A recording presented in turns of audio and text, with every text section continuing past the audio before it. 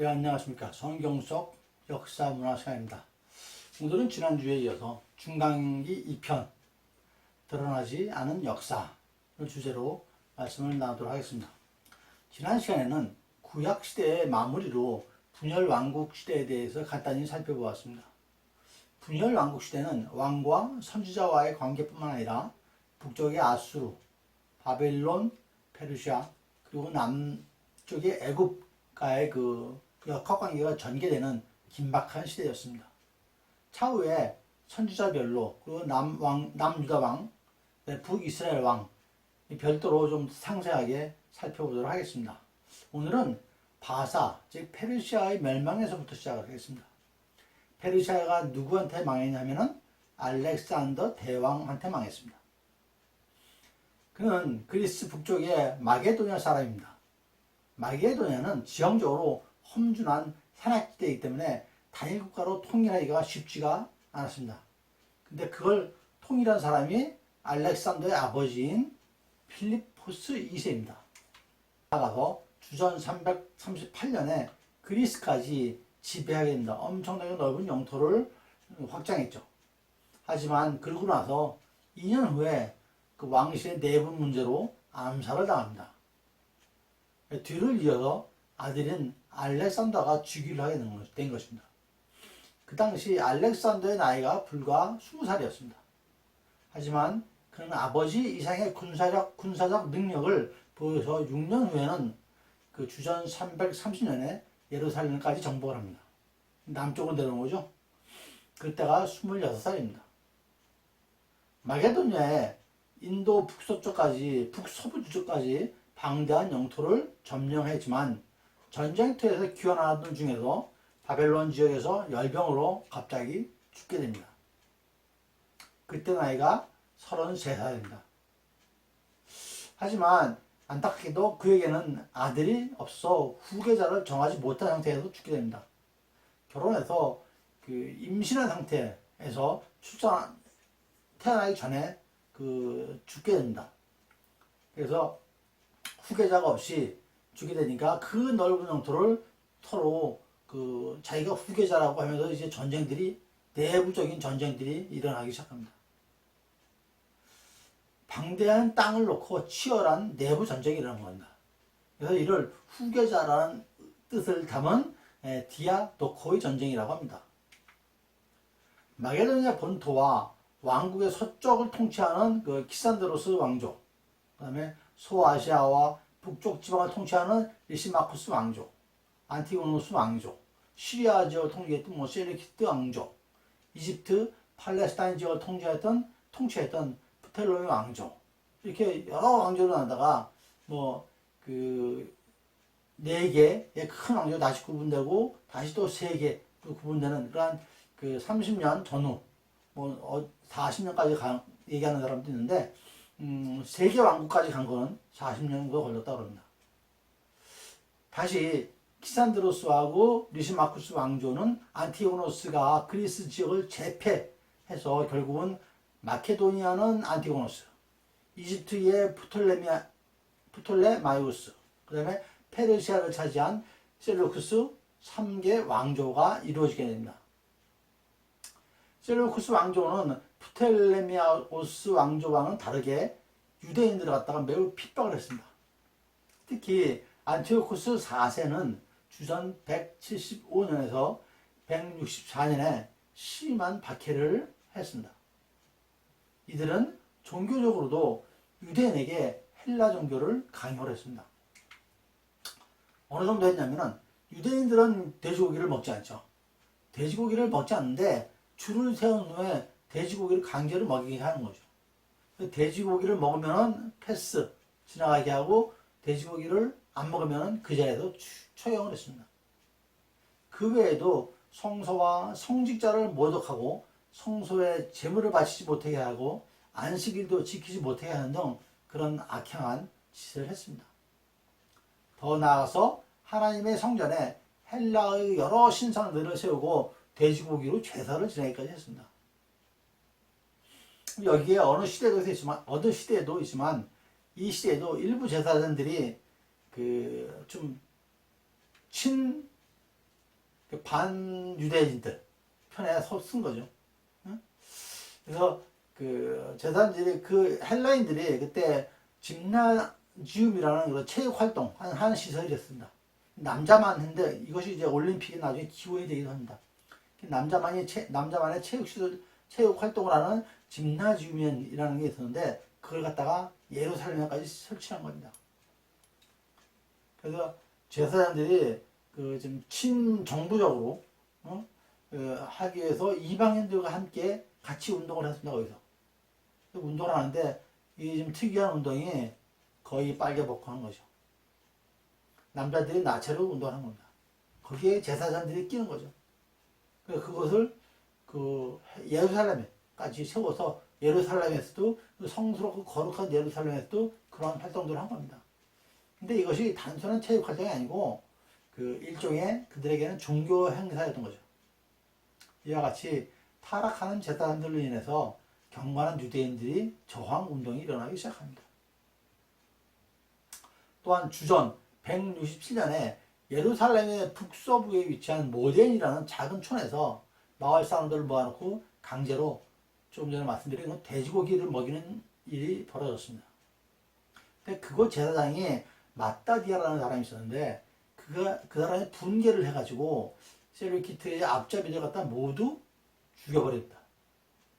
그리고 마을 사람들하고 같이 산속으로 피신을 해서 같이 힘을 규합을 합니다.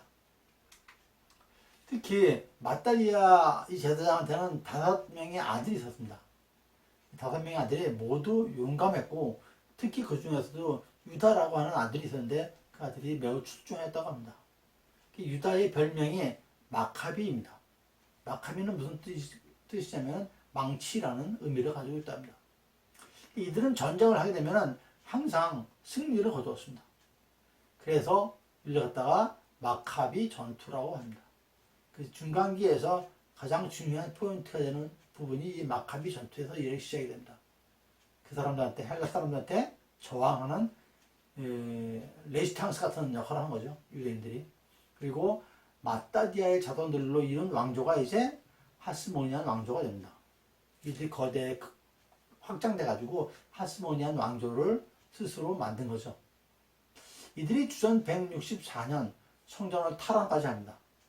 그리고 성전에서 있는 이방 신들 갖다 모두 부시고 다시 제단을 제대로 쌓고 성전을 재봉헌합니다. 깨끗이 하는 거죠. 이를 기념하는 절기가 수전절입니다. 수전절은 구약 시대에는 없었던 절기입니다. 유대인들이 성전을 탈환해서 깨끗하게 하고 하나님께 다시 봉헌하여 드리는 날을 기념하는 것이 수전절입니다. 수는 뭡니까? 닦을 숫자. 한자로 해서 닦을 숫자, 전은 큰 집 전자입니다. 큰 집을 닦는다. 다시 깨끗하게 한다는 얘기죠.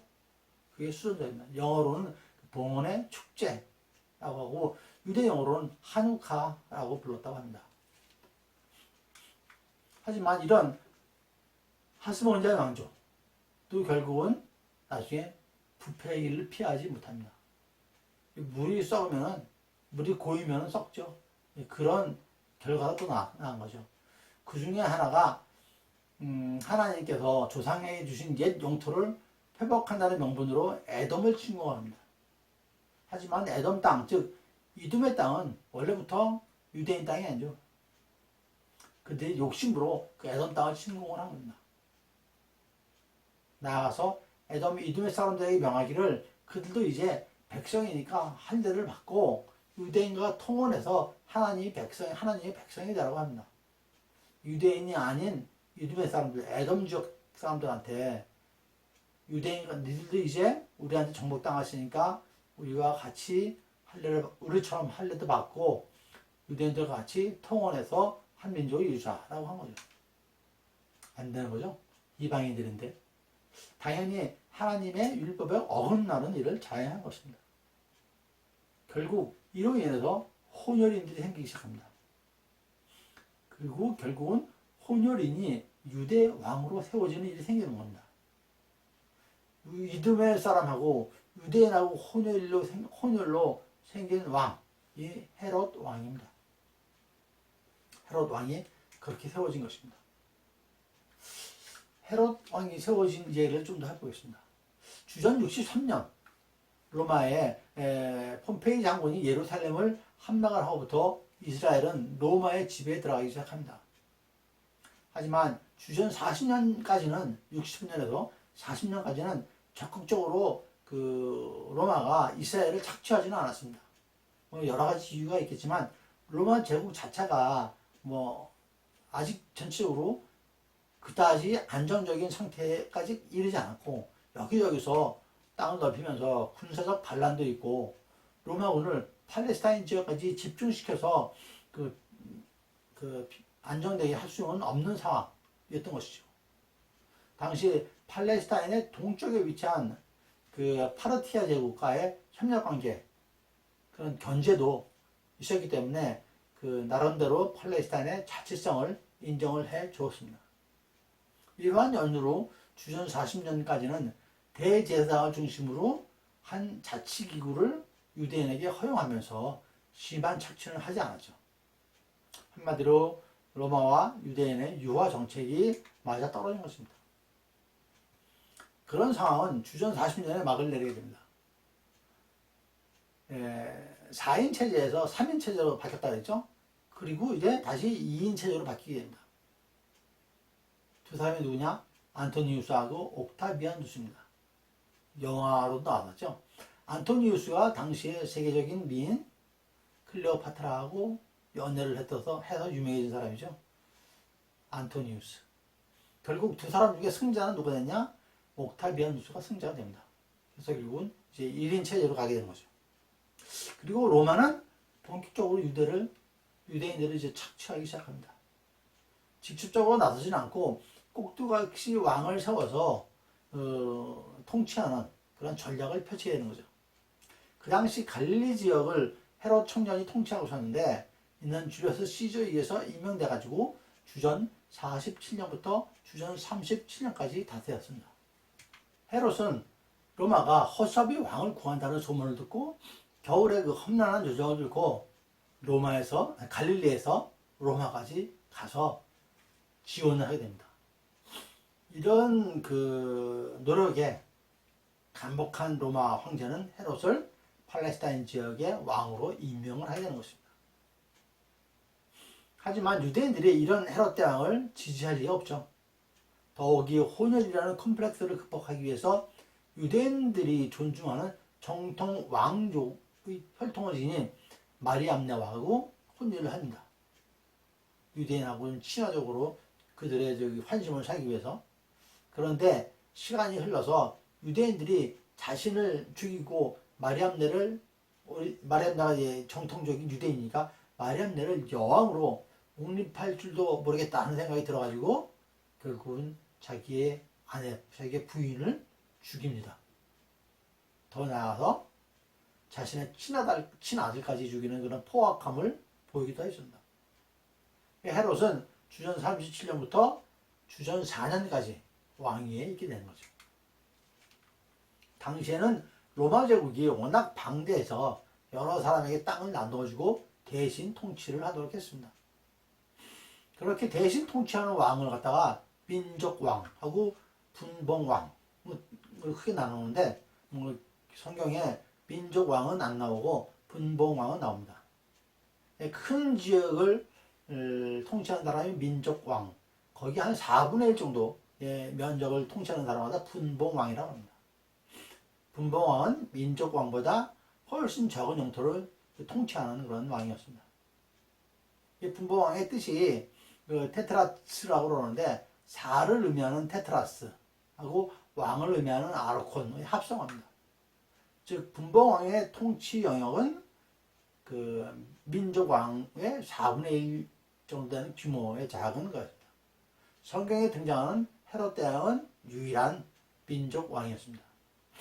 헤롯 대왕이 죽은 후에 영토를 세 아들로 나누게 되는데 아킬라오는 유대와 사마리아 그리고 남쪽의 이두메 여기를 차지하게 되고요. 안디바는 갈릴리와 베레아죠.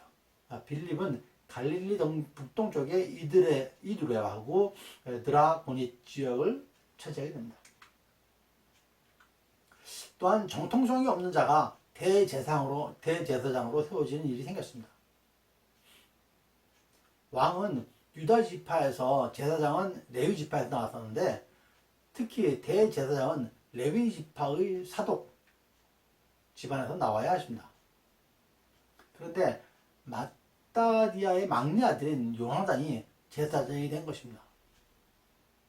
요나단은 당시의 왕이었습니다. 근데 왕하고 제사장하고 완전히 분리가 되어 왔는데, 이때 요나단이 자기가 대제사장까지 겸직을 한 거죠. 해서는 안 될 일을 이 사람이 한 겁니다. 이스라엘 역사상 없던 일을 스스로 자행을 한 거죠. 결국 이를 놓고 의견이 갈리며 분파가 생기기 시작합니다. 뭐 그렇게 좋다, 그렇게 하면 안 된다, 이런 의견들이 나오고 분파가 생기기 시작한 거죠. 그 분파들이 사두개, 바리새파, 에셈파, 열심당, 이렇게 4개의 분파가 생깁니다. 사두개하고 바리새파는 성경에 자주 등장하죠. 그래서 그 사두개하고 바리새파가 여기에서 나온 것입니다. 신학 성경에서 자주 등장하는 분파에 대한 소개는 다음 시간에 좀 더 나눠서 자세히 말씀을 드리도록 하겠습니다. 그래서 로마가 정복돼 가지고 유대인들을 탄압하고, 그래서 그들을 헬라화 시키려고 했고, 또 대제사장을 갖다가 요나단이 겸직을 하면서 그 겸직하는 거에 대한 찬성파하고 반대파, 이런 것들이 생겨가지고 4개의 분파가 생깁니다. 이 4개 분파가 이제 그 신약 성경에 등장하기 시작하는 것입니다. 다음 시간에는 거기에 대해서 좀 더 자세히 말씀을 나누도록 하겠습니다. 예, 오늘은 이 정도로 마무리를 하도록 하겠습니다. 감사합니다.